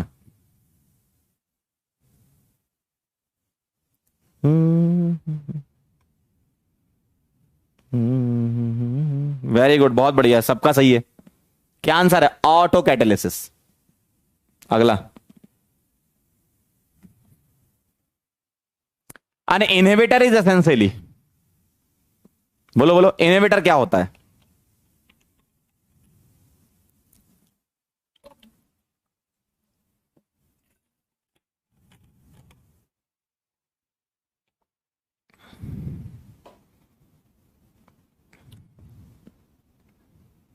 इनहिबिटर इज एसेंशियली, बताओ क्या होना चाहिए? इनहिबिटर होता है बेटा नेगेटिव कैटलिस्ट। आगरा सही है एकदम, चेक करो, आगरा सही है। इनहिबिटर क्या होता है? Negative catalyst. अगला सवाल, a catalyst is finally divided form is most effective because देखो जो सॉलिड कैटलिस्ट, देखो यूजुअली कैटलिस्ट सॉलिड ही होता है ना, ध्यान रखना। सॉलिड कैटलिस्ट जो होता है उसको हम फाइन पार्टिकल्स में डिवाइड कर लेते हैं। इससे क्या होता है, इससे रिएक्टेंट मॉलिक्यूल का इंटरेक्शन बढ़ जाता है। उसका रीजन पूछा है क्यों बढ़ जाता होगा, है ना। जैसे आपने आटा चक्की तो देखी है ना, गेहूं डालते आटा निकलता है, फाइन पार्टिकल बन जाते हैं, है ना। तो वैसा ही कुछ यहां है। तो आपको बताना है इन चारों में से क्या ऑप्शन सफिशिएंट है, जल्दी बोलो। मोस्ट इफेक्टिव कह रहे हैं, क्यों हो जाता है, हम बारीक बारीक पार्टिकल कर लेंगे सॉलिड के, अगर बारीक पार्टिकल कर लेंगे तो उससे क्या फायदा है, बताओ क्या फायदा है। बारीक पार्टिकल करने से सरफेस एरिया बढ़ जाएगा, तो रिएक्टेंट मॉलिक्यूल कहीं भी जाकर बैठ सकता है, मतलब एक्टिव साइट्स बढ़ गई, सही ना। एक्टिव साइट्स बढ़ गई, क्योंकि फाइनली डिवाइडेड का मतलब converted into powder form, converted into powdered form. और अगर आपने पाउडर्ड फॉर्म में कन्वर्ट कर लिया, इसका मतलब रिएक्टेंट मॉलिक्यूल को मजा आ गया कि भाई बहुत सारी अवेलेबल स्पेस है मेरे पास, है ना। ठीक है, लास्ट ऑब्जेक्टिव क्वेश्चन। ऑप्शन पढ़ोगे, देखो कैटालिसिस वाले क्वेश्चन में बस आपको थ्योरी पता है ना, सारे सही करके आओगे अगर आ गए तो, है ना। वैसे तो आने के चांसेस कम है, लेकिन अगर एग्जाम में आ गया तो आप सही करके आ जाओगे। चलो भाई बताओ फटाफट से।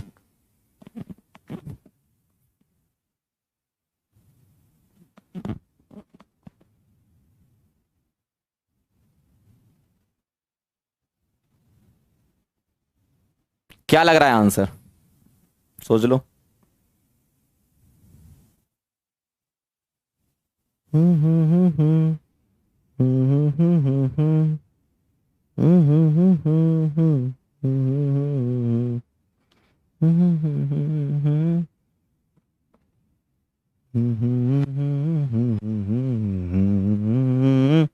जल्दी बताओ, एंजाइम्स के लिए चाहिए क्या, करेक्ट स्टेटमेंट रिगार्डिंग एंजाइम्स बताओ।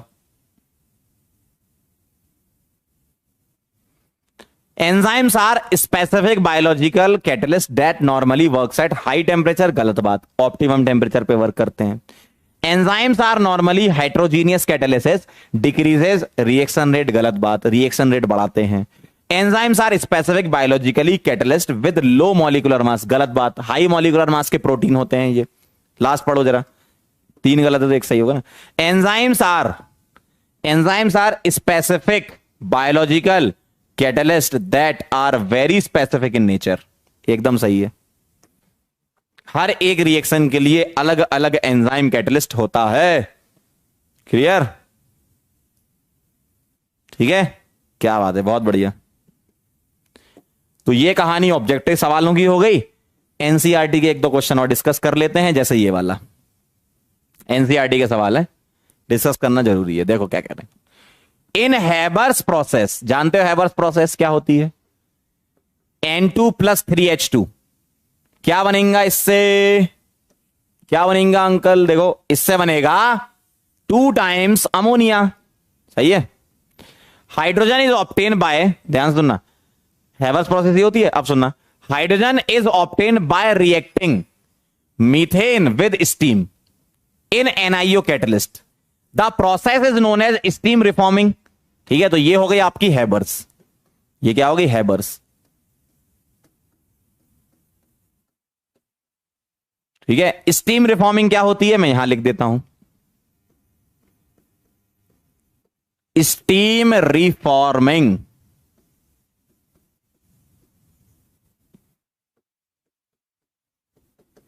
रिएक्शन ये होती है जब तुम्हारी रिएक्शन मीथेन की होती है, मीथेन की रिएक्शन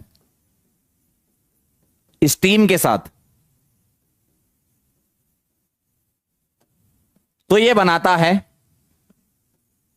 CO + H2, ठीक है, ऐसा लिख सकते हो, ठीक। तो आपसे ये बोला गया है ये रिएक्शन होती है, उन्होंने कैटलिस्ट भी बता दिया इस रिएक्शन का, NiO होता है, ठीक है। अब उनका कहना यह है इस रिएक्शन के दौरान क्या बन रही है, H2, ठीक है। तो H2 को आप यहां यूज कर रहे हो, हेबर्स में अमोनिया का प्रोडक्शन हो रहा है, ठीक। इस वाली रिएक्शन से H2 बनाया और H2 को बेटा यहां यूज कर लिया, बन गया अमोनिया। लेकिन इस रिएक्शन में एक चीज और है, CO भी तो बन रहा है। तो जो यहां CO बन रहा है वो इस अमोनिया फॉर्मेशन वाली रिएक्शन के पहले हटाना पड़ेगा। वो क्यों करना पड़ेगा? क्योंकि यहां जो CO होता है वो पॉइजन की तरह काम करता है, क्योंकि हेबर्स प्रोसेस में आयरन कैटलिस्ट होता है, मॉलिब्डेनम प्रमोटर होता है। अगर CO आ गया तो वो पॉइजन की तरह काम करने लगेगा, ठीक है। तो ये मैंने यहां पर इसका रीजन भी लिखा है, CO act as poison for the catalyst, ठीक। ये आपको डायरेक्ट ध्यान ही रखने पड़ेंगे, है ना। तो ये इसका आंसर है। तो CO किसकी तरह काम करता है? पॉइजन की तरह, ठीक है, ऐसा होता है। तो ये सवाल पूछा था कि why is it necessary to remove CO when ammonia is obtain by Haber's process? क्योंकि CO नेगेटिव कैटलिस्ट की तरह काम करेगा, ठीक है, ध्यान रख लेना इसको। आगे बढ़े, वेरी नाइस। तो ये हो गया। अगला नेक्स्ट क्वेश्चन क्या कह रहे हैं? Why is the ester hydrolysis slow in the beginning and becomes faster after some time? ऐसा क्यों होता है? ये रिएक्शन से हम समझ लेते हैं। ऐसा क्यों होता है? रिएक्शन से समझ लेते हैं। इसको थोड़ा हटा दूं, पहले गंदा सा लग रहा है, एरो लगा दूंगा यहां पे, देखना ध्यान से।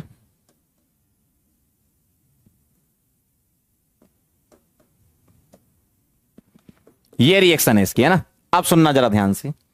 एस्टर का आपने हाइड्रोलिसिस कराया तो क्या बना? इसको क्या बोलते हो? Carboxylic acid. इसका नाम क्या है? एल्कोहल, ठीक। और ये रिएक्शन किस में होनी है?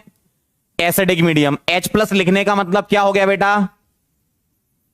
एसिडिक मीडियम, ठीक है। अब ध्यान से सुनना, अगर ये रिएक्शन एसिडिक मीडियम में हो रही है तो RCOH और ROH इन दोनों में से किसकी एसिडिक स्ट्रेंथ ज्यादा है? बताओ जरा। अगर मैं एसिडिक स्ट्रेंथ की बात करूं तो RCOH की ज्यादा होती है किससे? R-OH से, मतलब कार्बोक्सिलिक एसिड की अल्कोहल से ज्यादा होती है। तो कौन ज्यादा H+ प्रोवाइड करेगा? ये। तो कैटलाइज किससे हो रही थी रिएक्शन? H+ से। तो ये ऑटो कैटलिस्ट की तरह काम करेगा, ठीक है।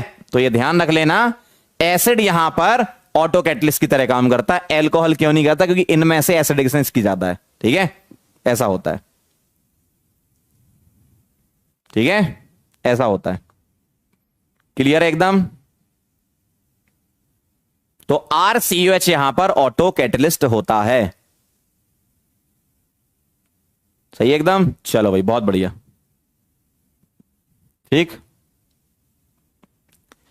तो ये कहानी थी। एनसीईआरटी के 2 अच्छे सवाल थे, डिस्कस करा दिए मैंने। आज की थ्योरी अपनी बेटा यहीं तक है। आज मैं आपको जेई वालों को मैंने आपको बताया था रिवीजन का, आपको ही बता देता हूं, ठीक है। जेई वालों को भी रिवीजन प्लानर बताया था, आपको भी बता देता हूं। एक बार सुन लो जरा ध्यान से। क्या है यहां पर? क्लास 12th पर आपको मेन फोकस करना है, ठीक है। इसमें आपको लेक्चर्स देखने हैं, डीपीपी, मॉड्यूल और पीवाईक्यू, ठीक है। लेक्चर्स, डीपीपी, मॉड्यूल्स और पीवाईक्यू, इतना करोगे इतना सफिशिएंट है ना। ध्यान से देखना जरा। 2 घंटे का लेक्चर तो आपका रहेगा ही रहेगा लगभग। जैसे आज तो चलो कैटलिस्ट वाला टॉपिक छोटा था, कोलाइड में तो 2 घंटा लगेगा, है ना। मतलब 2 घंटे के तो लेक्चर चलेंगे अपने। तो 2 घंटे का आप लेक्चर देखोगे, ठीक है। उसके बाद आप 1.5 घंटे डीपीपी, मॉड्यूल, पीवाईक्यू में दोगे। यही करोगे आप, इतना तो करते ही होगे। उसके बाद 1 घंटे रिवीजन भी कर रहे होगे, है ना। मतलब 2 घंटे का लेक्चर देखने के बाद 1 घंटे रिवीजन हो गया और 1.5 घंटे आप डीपीपी, मॉड्यूल और पीवाईक्यू पर लगाओगे, इतना तो कंफर्म है। इसका मतलब टोटल मिला के 4.5 घंटे हो गए, ठीक है। 2 और 1 3 और 1 4, 4.5। 4.5 घंटे तो आपने क्लास 12th पर कर लिया। डेली का है ये, 4.5 घंटे आपने डेली क्लास 12th पर खर्च कर दिया, ठीक। अब बची क्लास 11th की बात। तो क्लास 11th का 1 घंटा तो आप मुझे दे रहे हो, यही हो रहा है ना आपके साथ, 9:30 से 10:30, ठीक है। तो आप यहां पर 1 घंटा मुझे दे रहे हो। इस 1 घंटे में हम क्या कर रहे हैं? ऑर्गेनिक की प्रैक्टिस कर रहे हैं। अभी ऑर्गेनिक में मैं सिर्फ और सिर्फ जीओसी पढ़ा रहा हूं, क्यों जीओसी पढ़ा रहा हूं? क्योंकि जीओसी का यूज कहां आएगा? क्लास 12th में आएगा। उसके लिए मैंने आपको जीओसी का रिकॉर्डेड लेक्चर डाल दिया है, ठीक है, और अमित सर के भी लेक्चर हैं, तो आप कहीं से भी कर सकते हो, कोई दिक्कत नहीं है ना। आप चाहो तो मुझसे कर लो, चाहो तो अमित सर से कर लो, दोनों ही सही है। अब इसके बाद हम अभी क्या कर रहे हैं? इसमें प्रैक्टिस कर रहे हैं। प्रैक्टिस में हमारे पास क्या हो रहा है? क्वेश्चंस का कलेक्शन हमें मिल रहा है, क्योंकि आपको जो क्वेश्चन मैं कराता हूं उसकी आपको एक डीपीपी बना के भी दे रहा हूं, ठीक है, ताकि रिवीजन जब आप करो तो सीधे डीपीपी को सॉल्व करना चालू कर दो, है ना। तो प्रैक्टिस में आपको डीपीपी रेगुलर बेसिस पर मिल ही रही है ना। जीओसी पर अभी हम मेन फोकस कर रहे हैं, ठीक। जीओसी एक बार हो जाएगा, जीओसी सफिशिएंट हो जाएगा, ध्यान सुनना। जीओसी जब मुझे लगेगा कि अब तुम क्लास 12th के लिए तैयार हो गए हो, तो जीओसी का रिवीजन बंद करके क्लास 12th की ऑर्गेनिक चल रही थी वहां पे, ठीक है, यहां चालू हो जाएगी क्लास 12th की। और यहां पर इस जगह 1 घंटे फिर हम आईयूपीएसी, आइसोमेरिज्म, इन सब का रिवीजन, मतलब क्लास 11th का रिवीजन यहां से आप समझ लो स्टार्ट हो गया आपका। क्लियर है एकदम? क्लास 12th में तो आपको करना ही है, ये तो हम कर ही रहे हैं रेगुलर लेक्चर्स में, है ना। यहां क्या करेंगे? अभी सिर्फ हम सफिशिएंट जीओसी पढ़ेंगे ताकि आपका क्लास 12th में यूज है। फिर हम क्या करेंगे? आईयूपीएसी, आइसोमेरिज्म से लेकर और भी जो चैप्टर्स बच्चे क्लास 11th के आपके इनऑर्गेनिक, फिजिकल, सब करवा दूंगा मैं आपको यहां पर, चिंता मत करो, ठीक है। तो क्लास 11th का यहां इस स्लॉट में हम रिवीजन कर लेंगे। क्लियर है एकदम? क्लियर बात है, ठीक। और यहां वाला काम तो आप कर ही रहे हो। अब कई बच्चों ने पूछा कि सर क्लास 12th का बैकलॉग है, तो अब इस क्लास 12th के बैकलॉग के लिए टाइम तुम्हें बेटा यहां से निकालना पड़ेगा। ये जो 2.5 घंटे हैं, इसको तुम कितना जल्दी से जल्दी कर सकते हो, उससे जो टाइम निकालोगे तब तुम क्लास 12th का बैकलॉग करो, रिवीजन करो उसका। क्यों ऐसा बोला? आप देखो ना, 4.5 घंटे यहां पर हो गए, 1 घंटा यहां पर हो गए, टोटल 5.5 घंटे हो गए ना आपके। और भी तो सब्जेक्ट पढ़ना है ना, कि सिर्फ केमिस्ट्री पढ़ना है, और भी चीजें पढ़ती है ना, फिजिक्स भी पढ़ना है, बायो भी पढ़ना है ना। तो 5.5 घंटे का केमिस्ट्री का आपका डेली का शेड्यूल होना चाहिए। अब आप देख लो कि आप उसको सुबह करो या रात में करो, वो आपको करना है। जो जब कंफर्टेबल हो तभी पढ़ना चाहिए, ठीक है। क्लियर है? जो जब कंफर्टेबल हो तभी पढ़ना चाहिए। 5.5 घंटे लेकिन आपको निकालने ही होंगे, ये ध्यान रखना। क्लियर है एकदम? क्लास 12th के बैकलॉग के लिए अलग से 1 घंटा मत देने लगना, क्योंकि यहां 6.5 घंटे कर दोगे तुम तो हो गया काम। फिर फिजिक्स कब पढ़ोगे, बायो कब पढ़ोगे, है ना। तो 4.5 घंटा आप यहां दोगे क्लास 12th में, और 1 घंटा ये, इसकी टेंशन आपको नहीं लेनी, ये मैं करवा दूंगा। बस आपको क्या करना है? आ जाना बस, है ना। 1 घंटा ये कौन करा रहा है? पंकज सर, ठीक है। ये आपका डेली का 9:30 से 10:30 का फिक्स कर लो, पंकज सर कराएंगे, मतलब जब जब अपना लेक्चर होता है उस समय, ठीक है। समझ गया बात को? समझ गए? कोई डाउट है आपको? कुछ डाउट हो तो पूछ लो। कुछ इसमें डाउट प्लानर में? सर स्कूल भी है बेटा, अब स्कूल को तो इसके अंदर तुम्हें मैनेज करना है। ये मैं आपको बता देता हूं, एक आइडियल तरीका है। 5.5 घंटे केमिस्ट्री पढ़ोगे तो सुधरेगी। अब उसके अलावा अब आप ये समझ लो 5.5 अरे यार कितना टाइम पढ़ोगे? 10 घंटे ये, 5 घंटे बायो, मतलब 5 घंटे बायो पढ़ो, 5 घंटे फिजिक्स पढ़ो, 15 घंटे पढ़ो। मतलब पढ़ना तो है भाई, समय तो आपको ही निकालना है ना। देखो ये मिनिमम है भाई, ये तो करना ही है। एक बार बताओ, 2 घंटे का लेक्चर तुम मुझे डेली देते हो यहाँ पे, ठीक है। 1 घंटे यहां शाम को देने लगे, 3 घंटे तो तुम मुझे ही दे रहे हो। उसके अलावा क्या बचा? 3 और 2.5 घंटे ही तो मांग रहे हैं आपसे बाहर क्लास के बाद। 2.5 घंटे तो उतना नहीं पढ़ पाओगे, पढ़ना पड़ेगा भाई। इतने बड़े एग्जाम की तैयारी कर रहे हो, जबरदस्त कंपटीशन है। अब आप लोग ऐसा करोगे तो फिर क्या होगा, ठीक है। सिलेक्शन चाहिए, मतलब चाहिए, उसके लिए कुछ भी करना पड़े, ठीक है, ध्यान रखना। 3 घंटा मैं पढ़ा रहा हूं, 2.5 घंटा तुम पढ़ लो, हो गया काम, ठीक। क्लियर है? क्या हम उम्मीद के लेक्चर, हाँ उम्मीद के लेक्चर देख सकते हो, बिल्कुल उम्मीद सीरीज को फॉलो कर सकते हो रिवीजन पर्पस से, कोई दिक्कत नहीं अगर आपके पास टाइम है तो, है ना। बाकी मैं अपना बात बता देता हूं, कितना जितना मैं आप लोगों के लिए कर सकता हूं वो मैं बता रहा हूं। ये तो रेगुलर क्लास हो गई, ये चीज मैं आपके लिए कर सकता हूं क्लास 11th की, ठीक है, 1 घंटे। अभी सिर्फ हम जीओसी खेलेंगे कुछ दिनों तक। क्लास 12th की ऑर्गेनिक स्टार्ट हो जाएगी, जीओसी सफिशिएंट जब तक हो चुका होगा, फिर हम आईयूपीएसी, आइसोमेरिज्म का रिवीजन भी करवा देंगे आपको, है ना। और फिर वो भी खत्म हो जाएगा, उसके बाद क्लास 11th फिजिकल इनऑर्गेनिक का भी करा देंगे। और बताओ, ठीक है, सब करवा देंगे, बस पढ़ना तुम्हें है। तुम बस ये गांठ बांध लो कि पढ़ना है, अगर पढ़ना है तो अच्छे से पढ़ो, वरना मत पढ़ो, ठीक, ठीक है। क्लियर एकदम? चलो भाई, तो एक काम करते हैं, आज आपको यहीं पर क्लास को थैंक यू बोल देते हैं, ठीक है। 9:30 बजे आप मिलो, ठीक है। थैंक यू सो मच, आप यहां पर आए और आपने हमसे कैटालिसिस समझा, उसके लिए बहुत बहुत धन्यवाद। एक बार रिवाइज कर लेना, नोट्स आपको मिल जाएंगे, ठीक है। 9:30 बजे आओ, मिलते हैं, फिर मुलाकात करते हैं फिर, है ना। चलो मिलते हैं फिर 9:30 बजे, तब तक के लिए ओके बाय।